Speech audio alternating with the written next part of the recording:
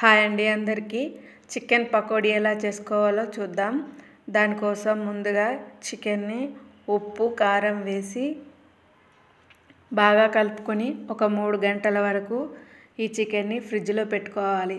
తర్వాత ఫ్రిడ్జ్లో నుంచి తీసి దాంట్లో 1 స్పూన్ అల్లం వెల్లుల్లి paste, 1 spoon garam masala, 1 spoon ధనియాల పొడి వేసి బాగా కలుపుకోవాలి.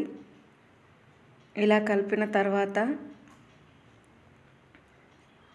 దాంట్లో 1 స్పూన్ బియ్యం పిండి, 1 స్పూన్ శనగపిండి వేసి దాంట్లో కలర్ కోసం కొద్దిగా ఫుడ్ కలర్ వేసి కొన్ని వాటర్ వేసి బాగా గట్టిగా కలుపుకోవాలి.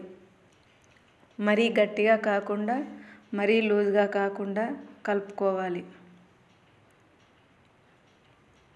ఇలా ఈ పిండి చికెన్కి బాగా పట్టిన తర్వాత పొయ్యిపై ఒక కడాయి పెట్టుకొని దాంట్లో డీప్ ఫ్రైకి సరిపడా నూనె వేసి ఈ చికెన్ ముక్కలు వేసి ఎర్రగా అయ్యేంత వరకు ఫ్రై చేసుకోవాలి.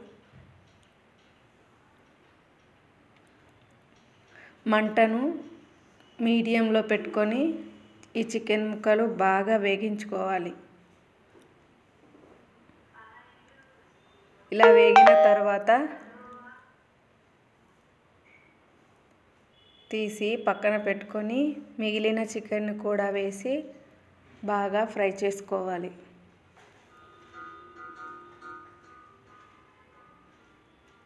ఇలా చికెన్ హాఫ్ వరకు కుక్ అయిన తర్వాత దాంట్లో 2 పచ్చిమిర్చి చీలికలు, కొద్దిగా కరివేపాకు వేసి ఫ్రై చేసుకోవాలి.